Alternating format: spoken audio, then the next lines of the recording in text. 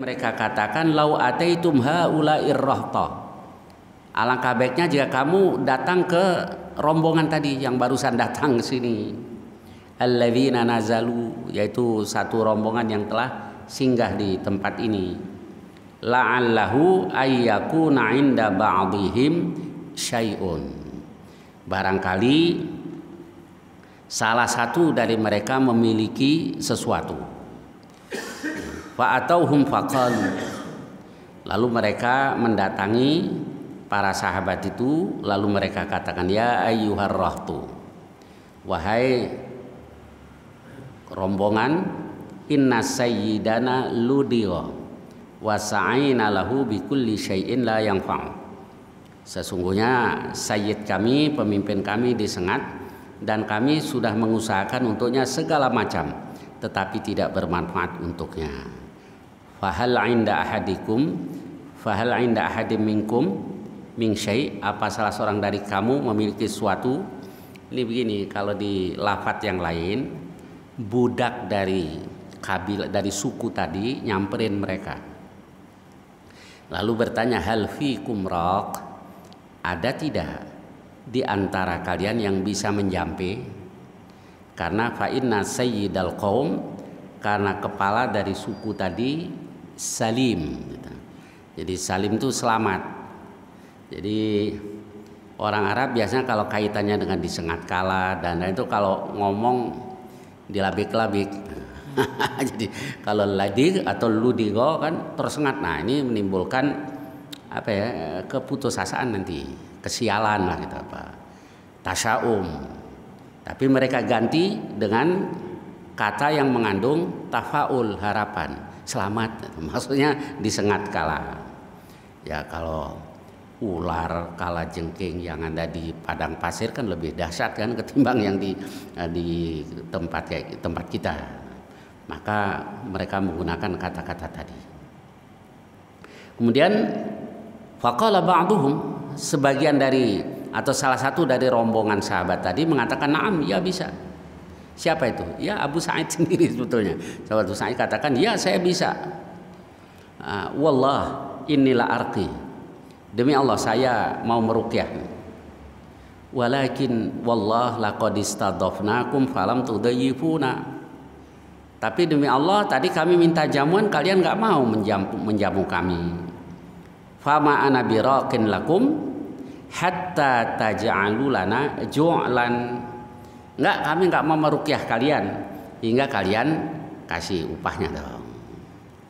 Baik, kemudian fasalahuhum, lalu mereka berembuk dengan mereka ala qati'in minal ghanam.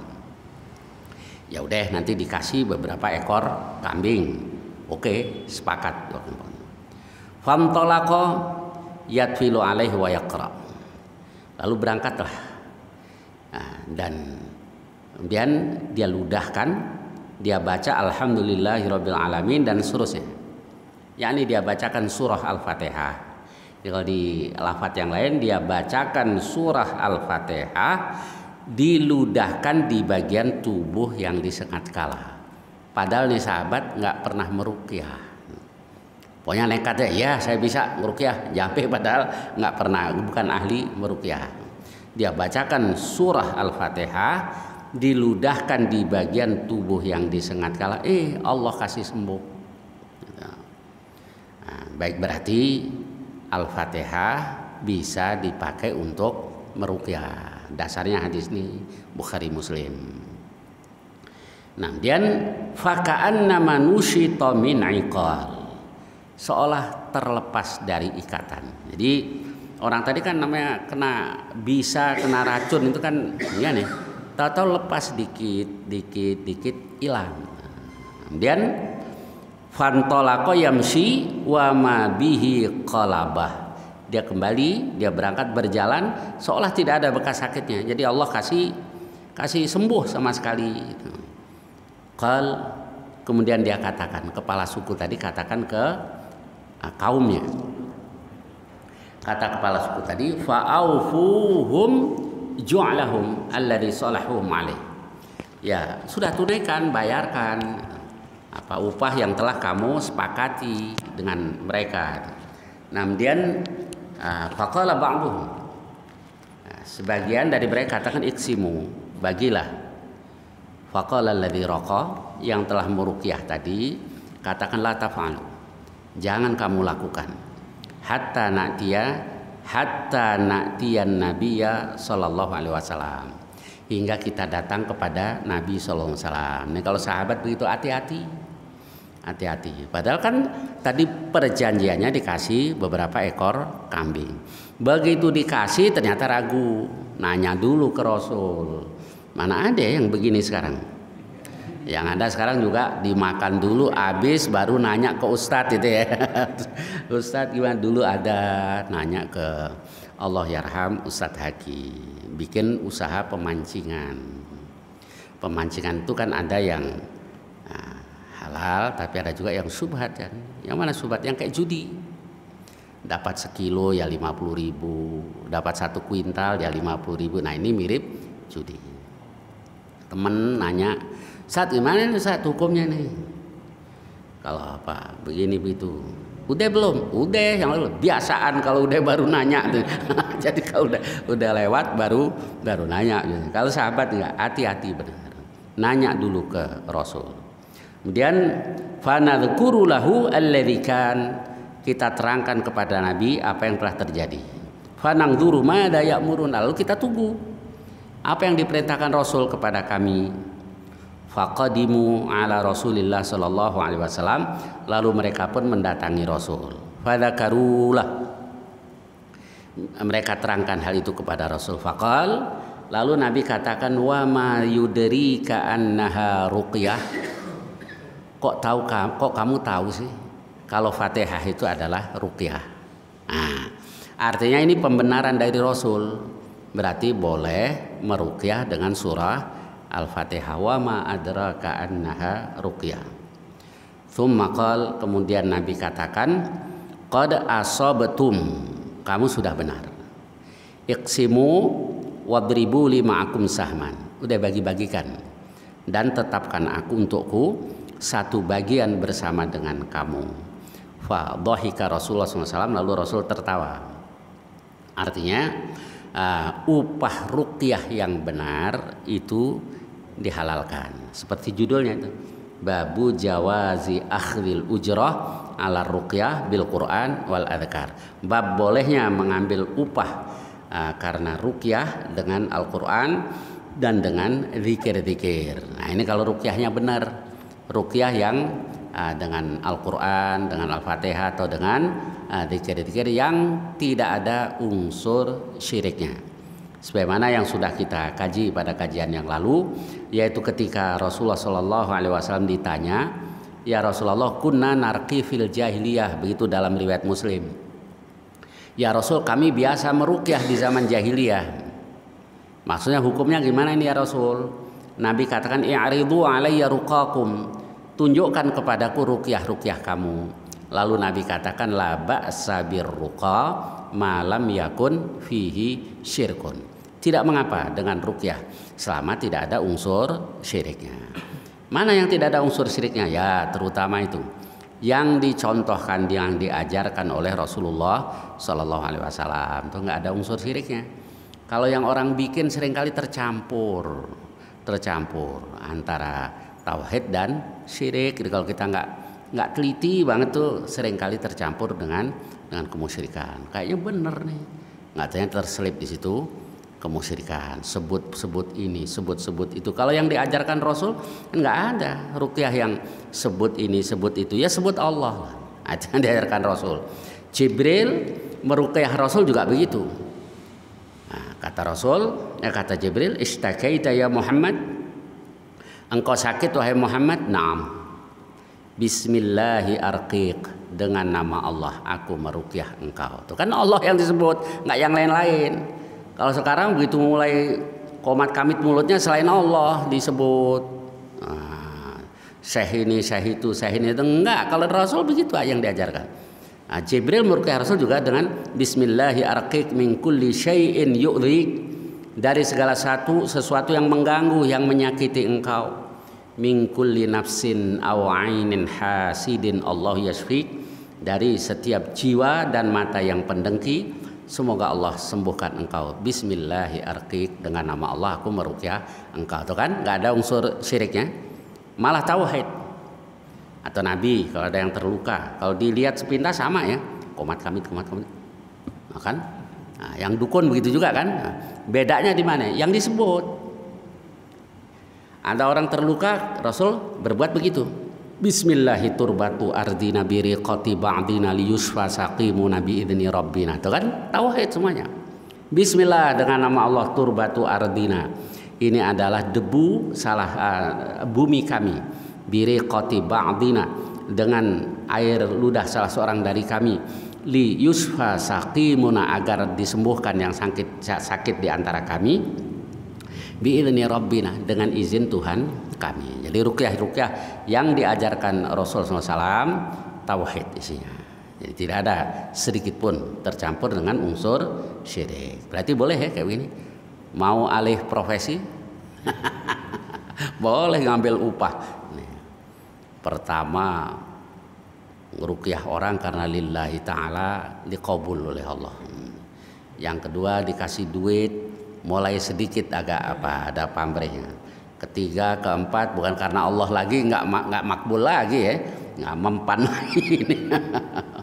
Jadi boleh aja ngambil nih, tapi jangan yang netepin tarif. Terus sudah mulai ini gitu. Lillahi ta'ala aja, lillahi ta'ala. Banyak ruqyah yang diajarkan oleh Rasul. Tapi ada juga orang nggak pernah mau ngaji. Begitu ketemu saya, ayo ngajarin ini. Ya, jadi ngaji cuma mau buat itu aja, biar bisa jadi dukun gitu. ngaji aja yang benar kita jalanin ya, sholat ya ini. Lagi mana mungkin kita cuma belajar ruqyah saja, sholatnya pletak pleno, puasanya semau-maunya, akhlaknya sehari-hari juga jauh dari yang diajarkan Allah dan Rasul. Baik, kemudian kalau tadi masih bicara ruqyah, nah sekarang pengobatan yang sifatnya tabi'i. Pengobatan tabi'i alami, yang saya maksud alami, sebagaimana yang dimaksud juga oleh ulama-ulama, tabi'i di situ ya bisa kedokteran, bisa herbal, bekam atau lain-lain, itu tabi'i, yakni bukan ruqyah. Kalau ruqyah kan sifatnya spiritual. Nah, kalau tabi'i yang pengobatan lahiriah tadi. Nah, hadisnya babu likulli da'in dawa. Bab tentang semua penyakit dawa memiliki obat, ada obatnya. Nah, semua penyakit itu ada obatnya. Baik, kemudian hadisnya hadits Jabir bin Abdullah radhiyallahu anhu maqal sami'tu Nabiya sallallahu alaihi wasallam yaqul, aku dengar Rasulullah SAW bersabda, in kana fi syai'in min adwiyatikum, kalau ada pada salah satu dari obat-obat kamu atau sesuatu dari obat-obat kamu. Nah, di sini ada perawi yang ragu lafadznya adalah in kana fi syai'in min adwiyatikum atau in kana yakun fi syai'in min adwiyatikum. Jadi maknanya sama aja lah. Kalau memang ada khairun, kebaikan, ya, yakni begini, kalau ada manfaatnya pada obat-obat kamu, itulah. Fafi syartoti mehjam. Yang pertama berbekam. Nah, itu ada manfaatnya. Bukan berarti yang lain-lain nggak bermanfaat. Ya bermanfaat semua bentuk pengobatan asal yang halal. Tapi Nabi tegaskan ada pengobatan yang biasa dilakukan oleh para sahabat dulu juga sejak zaman jahiliyah. Nah, ini dibenarkan oleh Rasul. Fafi syartoti mihjam, hijamah, berbekam. Nah, ternyata banyak ya penyakit yang bisa disembuhkan dengan bekam. Au syarbati asal, atau minum madu. Tapi jangan yang asli ya. Marah istri kalau yang asli. Jadi madu. Ya betul. Di Quran juga sudah dijelaskan tentang madu. Bahkan ada surah yaitu surah An-Nahl, karena bicara tentang itu. Baik, kemudian lanjutannya. Lalu Nabi katakan, au lad'atin binar tuwafiqudda. Lad'ah itu cilatan api gitu, yang sesuai dengan penyakitnya. Nah, ini berarti dikasih peluang, ya dipelajari terus mana yang lebih sesuai dengan penyakit yang diderita. Tapi wa mauhibbu an aktawi, aku tidak suka an aktawi, kai itu apa, dicos itu pakai besi panas. Bukan tidak boleh, Nabi tidak suka gitu. Karena ada juga yang dibolehkan tapi Nabi nggak suka makan bob. Nah, apa bob? Orang kita katakan biawak tapi beda. Apa mungkin itu kali ya yang dulu orang PKI suka ngomong kadal gurun mungkin itu maksudnya kali. Jadi kayak biawak, agak kecil ya Pak Haji ya, kecil. Kalau biawak kan ekornya panjang kecil gini. Kalau dia enggak gede, kayak buaya aja gitu. Tapi gampang, aneh, nggak galak, nggak galak. Nah itu rupanya banyak sekali di sana, di lobang-lobang gitu ya Pak Haji.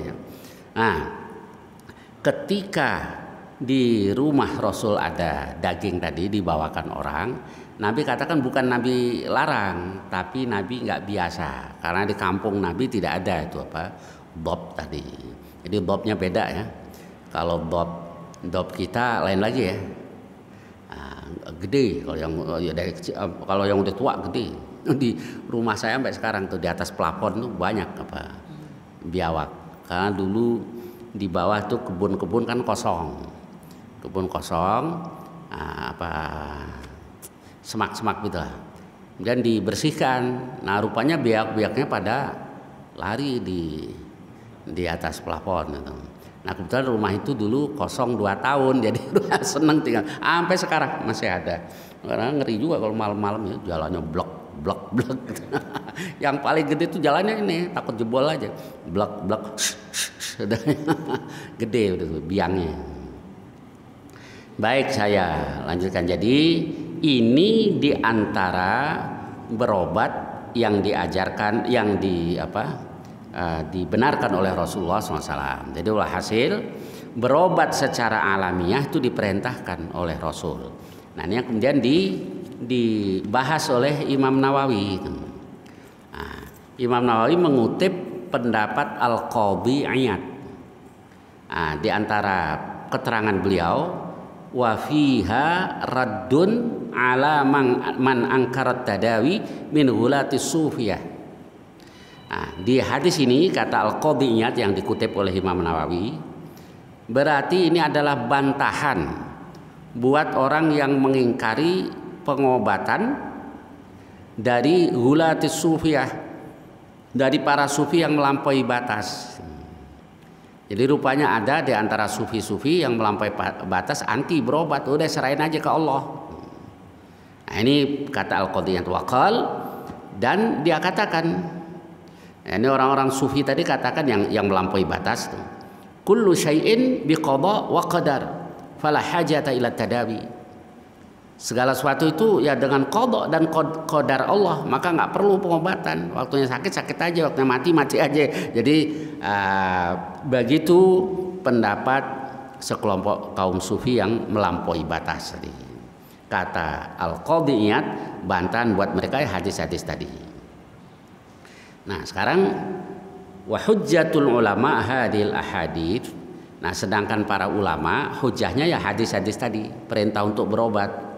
Wa ya'taqiduna anna Allah Ta'ala huwal fa'il. Nah sekarang ulama-ulama juga katakan bahwa al-fa'il yang melakukan sesuatu Allah, fa'alul lima yurid Allah. Tetapi wa anna tadawiyah huwa aidan min qadarillah. Berobat itu juga termasuk qadarullah.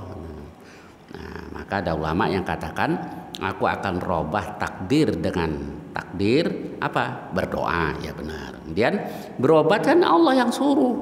Nah, ini termasuk min qadarillah kata beliau. Wa hadza kal amri bid du'a, ini sama dengan perintah berdoa. Dan kalau tentang doa Nabi katakan la yang fa'ahadarun min qadar. Nggak ada manfaatnya lari dari takdir. Walakinna doa, tapi doa itu yang fa'u mimma nazala wa mimma lam yanzil. Bermanfaat untuk hal yang sudah terjadi dan yang belum terjadi. Fa'alikum bidu'a ibadallah, maka wajib bagi kamu berdoa wahai para hamba Allah. Jadi sama aja, kita disuruh berobat, disuruh juga berdoa. Lalu banyak ulama-ulama yang menjelaskan gimana ini antara berobat dan berdoa. Ketika mungkin dijalankan dua-duanya ya at-tadawi, berobat dan berdoa. Ketika tidak mungkin dan nggak ada jalan lain hanya tinggal berdoa, ya sudah berdoa saja kepada Allah. Terus beliau contohkan wakal amri biqitalil kufar, seperti perintah memerangi orang-orang kafir. Kan ada juga di antara kita udah diam aja, kita ntar waktunya menang juga menang. Ya salah kayak begini. Ya kayak sahabat dong, katanya mengikuti sahabat. Kalau sahabat waktunya perang, waktunya tidur, itulah. Jadi kondisional, tergantung kondisi. Kadang-kadang kita ini merasa paling sesuai dengan sunnah Rasul, waktunya jauh, dalam beberapa hal masih jauh dengan sunnah Rasul SAW dan para sahabat radhiyallahu anhum. Diam aja, nggak usah nih kayak di Palestina yang lagi ini sekarang. Udah hijrah aja, siapa yang mau nampung orang Palestina begitu banyaknya, yang kagak aja fatwanya. Sejengkal tanah pun kalau diperangi orang kafir kita bela, kan kata Rasul gimana? Man qutila duna malihi fahuwa syahid.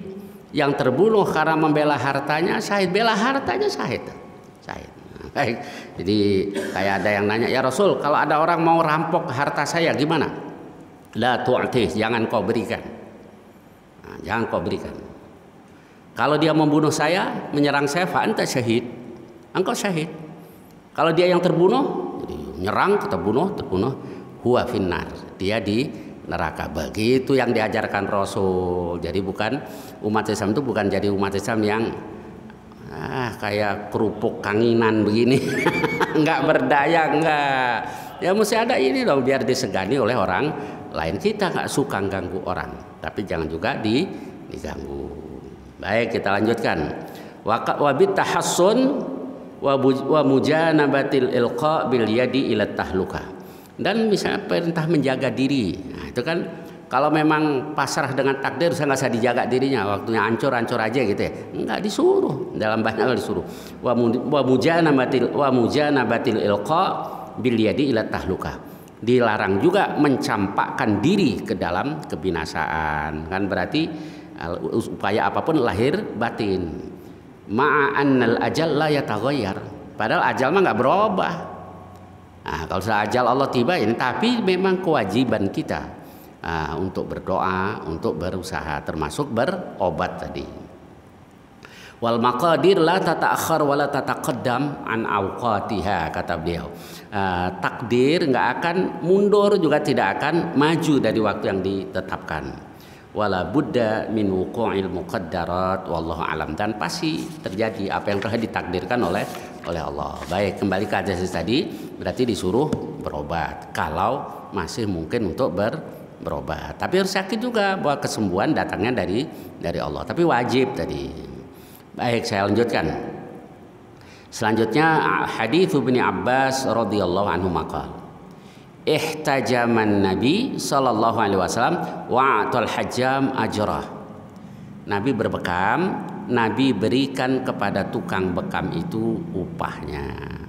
Jadi Nabi juga kasih, ya kesian juga kan orang yang jauh-jauh datang, dia juga punya anak, dia juga dikasih upahnya oleh Rasulullah SAW. Baik ya Rasul ya. Ini panutan kita di baik, panggil tukang bekam dikasih duit.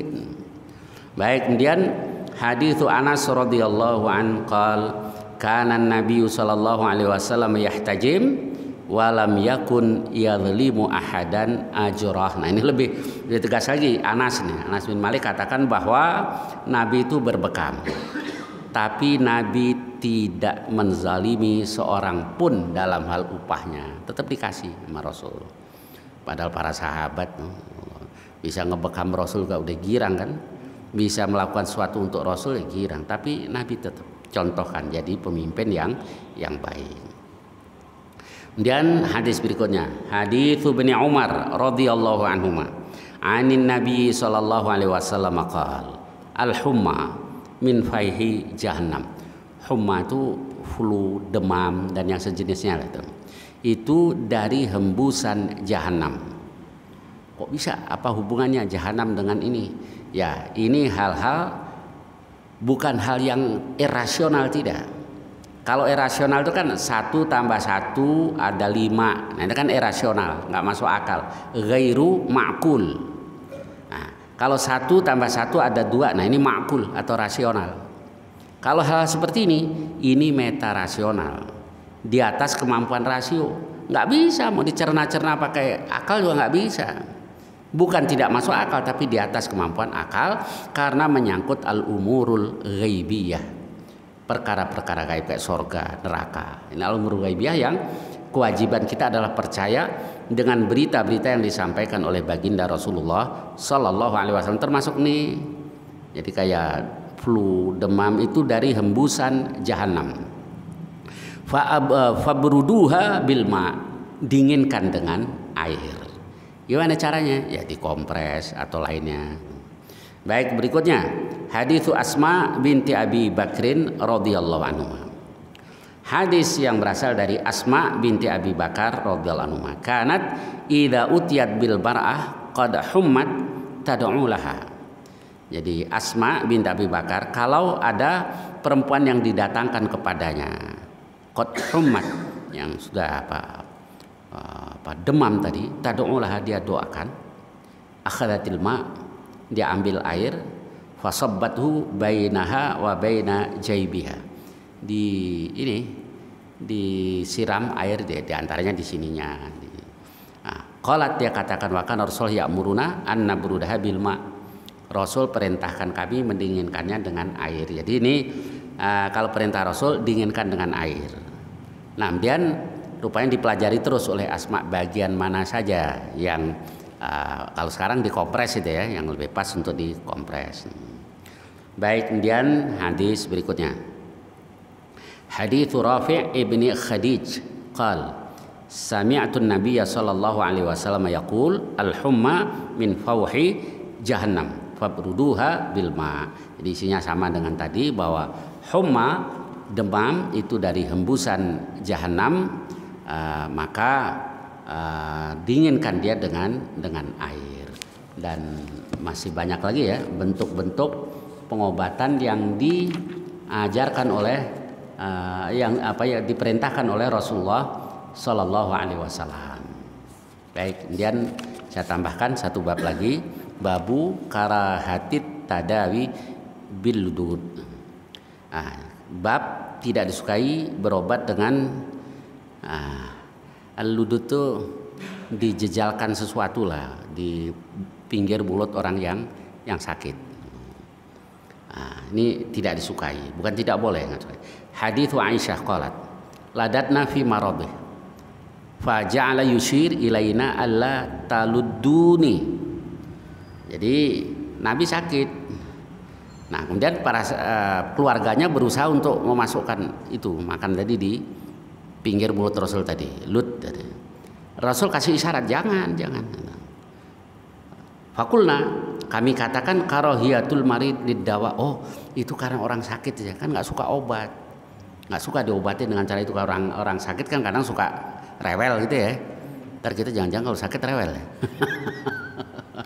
Jangan rewel kalau sakit. Nah, kalau masih muda aja rewel ya, boy ya. Pak, masih muda rewel, ntar gimana jadi kakek-kakek nih rewel gitu. Nah, Aisyah dan keluarganya katakan, oh karena ini aja Nabi sakit jadi nggak mau di ini. Orang sakit kan suka begitu. Ternyata tidak. Falamma afaqa qal, ketika Nabi sudah siuman, Nabi katakan, alam anhakum antaludduni, aku kan sudah larang kamu untuk lakukan itu. Kulna karahiyatul marid liddawa, itu kan karena ini ya Rasul, karena orang sakit nggak suka obat. Fakal, Nabi katakan, la ya baqa ahadun fil bait. Jadi ini akibatnya, hukumannya itu.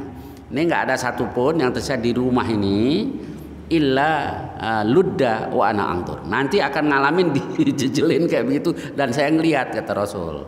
Illa al Abbas, kecuali Abbas. Abbas nggak ada di situ. Illa al Abbas fa innahu lam yashhadkum. Karena dia tidak hadir atau tidak menyaksikan kalian. Baik, saya kira hadisnya sampai di sini. Nah, silakan barangkali ada pertanyaan-pertanyaan tentang hal-hal tadi atau lainnya yang saya bisa tafadhol. Silakan. Nah, silakan fadhol Pak C. Itu di hadis yang mengatakan bahwa ada 70 orang yang masuk surga bila hisab. Salah satu syaratnya adalah tidak minta diruqyah. Nah, di sini kan anjuran betul ya. Yeah. Ruqyah, bahkan kita ngasih upah orang ruqyahnya. Yeah. Jadi hubungan dengan hadis itu apa ya? Baik.